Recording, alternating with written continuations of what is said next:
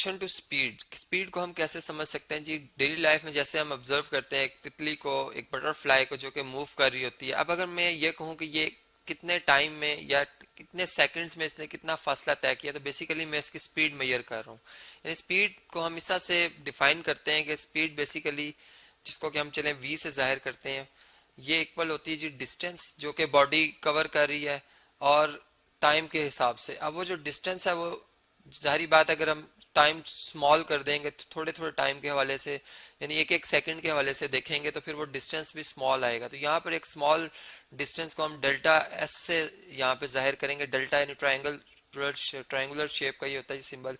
तो ये हम इस रेशो इस हिसाब से लेंगे छोटे टाइम के हिसाब से। तो ये हमारे पास जी इसकी स्पीड आ जाएगी। अब इस बात को मैं थोड़ा सा ग्राफिकली समझाता हूँ कि फर्ज करें कि एक पर्सन जो है वो एक मुकाम से, यानी फर्ज करें ये अपने होम से चलना स्टार्ट किया इन्होंने, और इनके जो रास्ता है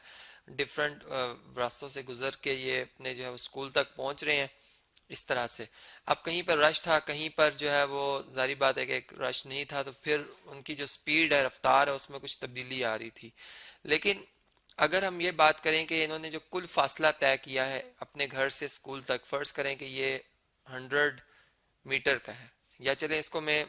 इस तरह से कहता हूँ कि ये हमारे पास 15 किलोमीटर है, ठीक है। अब किलोमीटर जो है बेसिकली, ये जो हमारे पास डिस्टेंस है, एक लेंथ है, ये इसके स्टैंडर्ड यूनिट होते हैं जी मीटर्स। तो हम इसको मीटर में कन्वर्ट करेंगे, ये हमारे पास बन जाएगा 15,000 मीटर। या चूंकि एक किलोमीटर में 1000 मीटर होते हैं, इस वजह से ये 1000 से मल्टीप्लाई होके आ गया। और फिर इसी तरह टाइम जो इस पे स्पेंड हुआ है, टोटल टाइम यानी घर से स्कूल तक, मैं ये कहता हूँ कि ये जो है फर्ज करें कि ये 1 आवर जो है वो इस पे स्पेंड हुआ है। तो इनकी जो टाइम को भी चूंकि हम जानते हैं कि सेकंड्स का हवाले से इसकी जो यूनिट है स्टैंडर्ड वो ये है, तो फिर हम इसको सेकंड में लाएंगे। 1 आवर में कितने मिनट होंगे? 60 मिनट होंगे, और 1 मिनट में 60 सेकंड। तो फिर हम 60 × 60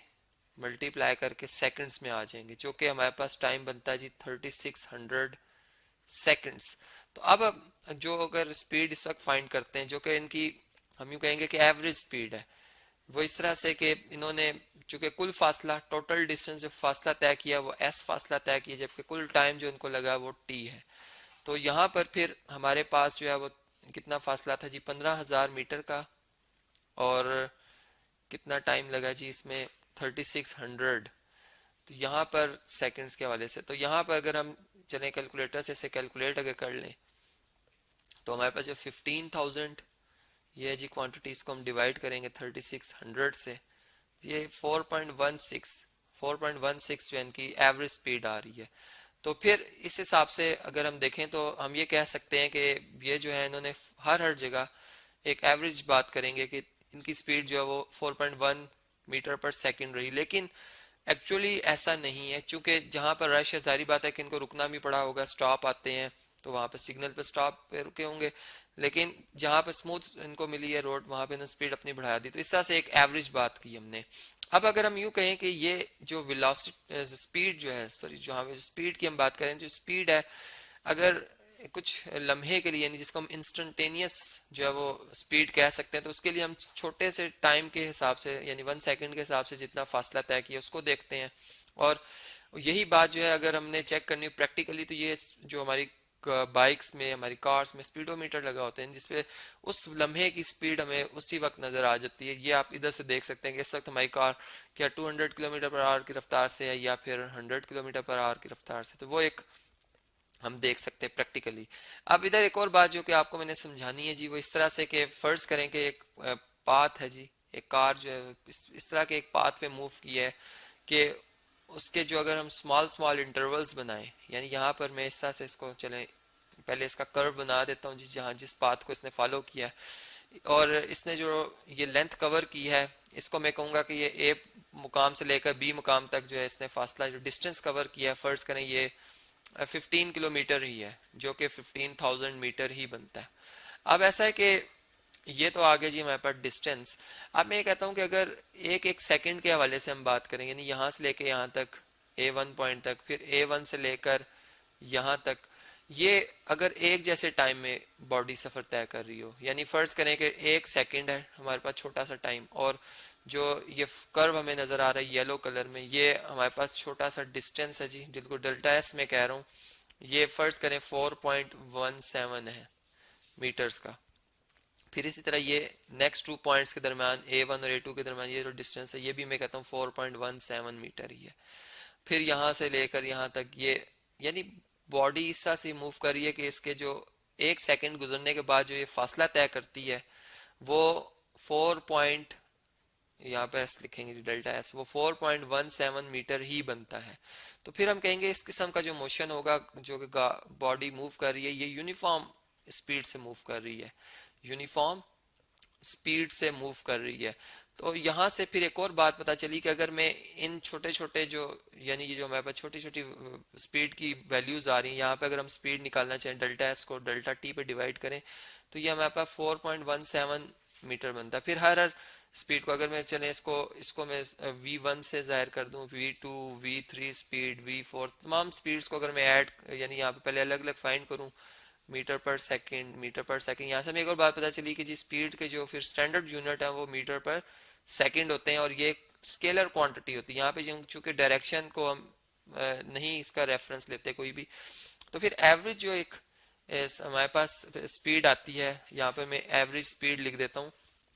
ये हमारे पास इन तमाम स्पीड्स का अगर सम करके इनको उनकी कुल तादाद से डिवाइड कर दिया जाए तो ये 4.17 मीटर पर सेकंड ही आती है। इसका मतलब कि अगर गाड़ी यूनिफॉर्म मोशन में है तो उसकी जो एवरेज स्पीड है वो भी वही होगी जो कि उस वक्त की उसकी यूनिफॉर्म स्पीड की वैल्यू आ रही है। फिर इसी तरह अगर मैं यूं बात करूं कि एक बॉडी अगर दायरे में मूव कर रही है, एक सर्कुलर पाथ में मूव कर रही है, और अगर उसके जो क्या कहते हैं कि यहाँ पर जो स्पीड है वो एक यूनिफॉर्म रखती है, वो जैसे ऊपर मैंने बात की, तो फिर इस केस में हम यूं बात करेंगे कि बॉडी की डायरेक्शन चूंकि सर्कुलर पाथ पर है लेकिन स्पीड यूनिफॉर्म है। तो ये भी एक एग्जांपल है कि इस तरह से सर्कुलर मोशन में भी हम यूनिफॉर्म स्पीड को ऑब्जर्व कर सकते हैं। फिर एक और बात कि हमने जब फार्मूला पढ़ा स्पीड के हवाले से, चूंकि एवरेज स्पीड जो है ऊपर जैसे कि मैंने बात बताई आपको कि इस तरह से जाहिर किया जाता है एवरेज स्पीड को, तो फिर हम ये कहते हैं कि जो एवरेज स्पीड है, अगर हम इसको कंसिडर करें एवरेज स्पीड को, और यहाँ पर हम जानते हैं कि ये distance total distance by total time होती है, तो फिर यहाँ से हम अगर हमें फर्ज करें स्पीड पता है, मैं कहता हूँ एक गाड़ी की स्पीड जो है वो 3 मीटर पर सेकंड है, ठीक है, 3 मीटर पर सेकंड है, और उसने फासला जो तय किया वो 100 मीटर्स का तय किया, तो कितने टाइम में तय किया होगा, तो टाइम के निकालने के लिए हम टी को इधर शिफ्ट कर देंगे, यानी 100 मीटर, और ये 3 मीटर पर सेकंड इधर आकर जो है वो इससे डिवाइड हो जाएगा, तो ये मीटर मीटर से कैंसिल हो जाएगा। सेकंड को खत्म करने के लिए हमें ऊपर भी सेकंड से मल्टीप्लाई और डिवाइड भी करना होगा, जो कि ये वाला सेकंड इससे खत्म हो जाएगा, तो टाइम हमारे पास जो है वो 100 डिवाइडेड बाय 3 सेकंड आ जाएगा, जो कि आपने देखा कि हम फिर इसी तरह अगर डिस्टेंस निकालना हो तो हम डिस्टेंस भी बड़े आसानी से जो है यहाँ से निकाल सकते हैं, यानी वेलोसिटी स्पीड पता हो तो फिर हम डिस्टेंस भी निकाल सकते हैं, और टाइम इसमें फिर हमें लाजमी है कि पता होना चाहिए। तो ये हमारे पास एक आ गई। फिर इसी तरह एक डिवाइसेस बना दिए गए हैं जो कि एनिमल्स और जो ह्यूमन बींग्स हैं उनकी स्पीड को मुतय्यन करते हैं, यानी जैसे ये आपने मोटरवे पे अक्सर देखा होगा कि जो वहाँ पर खड़े होते हैं जो कि स्पीड्स उस वक्त की गाड़ियाँ गुजर रही होती हैं उनकी स्पीड्स को यहाँ से वो एकदम से मुतय्यन कर रखते हैं। इसको हम जो रीड करते हैं, रीडार जो है इसको हम यहाँ पर इसको हम इस तरह से लीडार बल्कि यहाँ पर इसको थोड़ा सा इसके स्पेल्स जो है इसको मैं ठीक करता हूँ जी, इसको हम कहते हैं जी लीडार, ठीक है, जो कि लाइट से लाइट LI और DAR रिडार से निकला है। तो ये भी इसका वर्किंग यही होती है कि स्पीड्स को मेजर करने के लिए होता है, और जो कि बहुत तेज यानी एकदम से रिफ्लेक्ट बैक करता है, जिससे स्पीड एकदम से पता चल जाती है लाइट की स्पीड से, लेजर की स्पीड से। अब देखें यहाँ पर एक और बात कि अगर हम जो जिस एनिमल्स के हवाले से बात करते हैं तो चीता जो है अगर इसकी एवरेज स्पीड देखी जाए तो ये 70 किलोमीटर पर आवर जो है वो इसकी एक एवरेज स्पीड है, यानी अगर अगर ह्यूमन बीइंग की वॉकिंग स्पीड देखी जाए तो वो 6 किलोमीटर पर आवर है, ठीक है। इससे कि एक बहुत आसानी पैदा होगी हमारी आम लाइफ में कि हम फिर इससे जो है वो डिवाइसेस एक तो बना ली हमने, और फिर ये कि उनकी कैलकुलेशन करना जो है हमारे लिए बड़ी आसानी हो गई है इसमें।